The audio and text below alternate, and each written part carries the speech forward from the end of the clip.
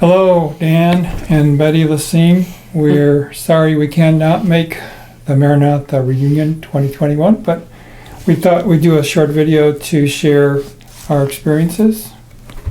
The 70s was an exciting time to be a Christian. It was all new. Coming to know Jesus in a new way from what we've been taught. We both came to the Lord in the 70s. It was through a folk group in the college union building that shared their experiences as they were playing, of how their life was changed so much in Jesus that got me wondering, how come I haven't had a drastic conversion experience? And that eventually led me to renewing or inviting personally Jesus into my life. How was that for you? You were in the 70s too. I became a Christian in high school, and when I got to Elmhurst College, the people at Maranatha were surprised because they didn't think high schoolers could become Christians because they all came to the Lord in college. Even our former pastor at our church came to the Lord in the Jesus movement. And anybody who was had been walking with the Lord for 3 to 5 years was considered an elder almost. We didn't know people could be living that, have it that long of an experience. When I first got involved with the Campus Crusade group on campus, that was in 70.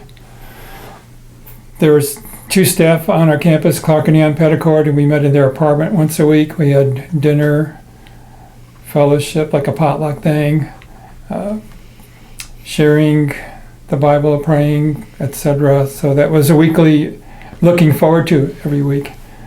By the time you came, we were meeting in Kranz Hall, no longer there, in the basement, which was a coffee house. What do you remember about that? Clark and Ann were gone. I met Dan's brother Dave first, and then I met Dan because he would still come to the Maranatha meetings to play guitar. So that's where we met. Then we were later in Christian fellowship together. So we got married in 1980. We've been married 41 years. We have 4 sons. 2 are married. We have 5 grandchildren. Our oldest granddaughter is 17, which is hard to believe. But I went back to college and became a mental health therapist. And so I work with children to adults, a lot of trauma and foster to adopt tough situations. So that's how I'm still having a ministry/business. And I plan to continue for quite a few more years. And we keep on going for more of God.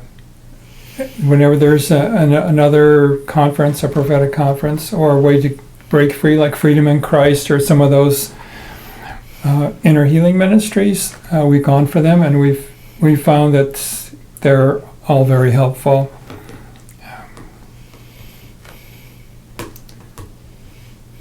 Recently, we've done Thrive Today, which is training it's how to train your brain for the things you didn't get when you were a child. And so there's 3 tracks, and we've done all 3 tracks, and now we go back as volunteers and just help where we can. But that's been a very effective, life-changing ministry for us, learning to quiet, have increased joy and quiet, and then how to return to joy from the big emotions, and then how to kind of see what help people need and how to help others who are struggling. So it's been a great tool in our own lives. We highly recommend it. Thrive Today. ThriveToday.org.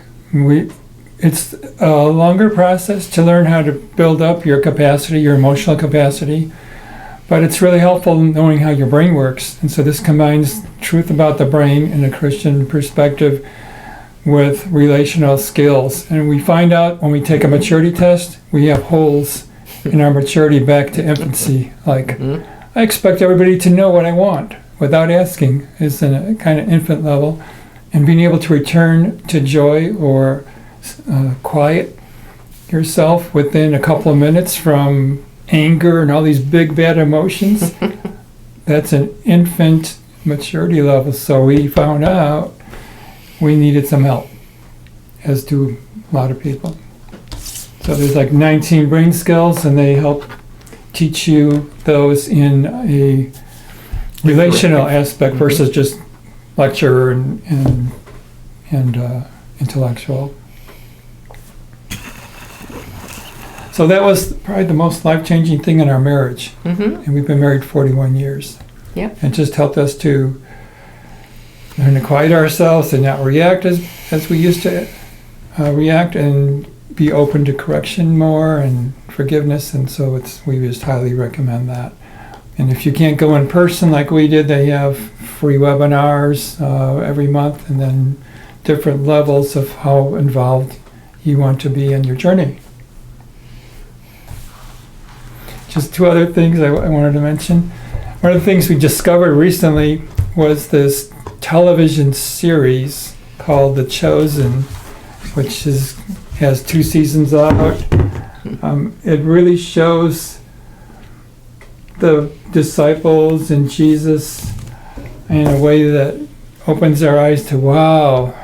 And Jesus is just really very relational, and took things as they came and was never flustered about stuff. And his disciples didn't know what was going on, and they were such a band of different, almost misfits that he chose. And it's the Chosen app is where you can get all info on that. So we recommend that. It's been I don't know, we're watching it the second time around. And check that out. The other thing, I came out with a book, my first published book, in May, Spirit Eyes. It's about learning to see the world. Instead of going day to day, like, man, after all these years as a Christian, like, things seem to be just kind of boring and on the level and in the doldrums. And when you find that God's always speaking to you and in personal ways, through nature, through the arts, life becomes an adventure, and you start becoming alive more. Spirit Eyes. Whoa, it's on the free list starting Tuesday, September 28th for the Kindle book. You can download that free. So those are our pitches. So keep growing. Yep. There's always more. There's always more in God. There's more joy. There's more peace. There's more hope. There's deeper relationship. Just, we never get to the end of it. And so it's been just a very exciting. We're just thankful for the exciting lives we've had, and we continue to move ahead with more adventures and know that God has more for us. So we're both involved in a church that's connected to Bethel in Redding, California. We have relationships with they have relationships with all different denominations, and it's more seeing like, what, God's still the God of the New Testament, like we used to believe back in the 70s, right? He can still heal people. He still answers prayers. He's alive, and let's, more people.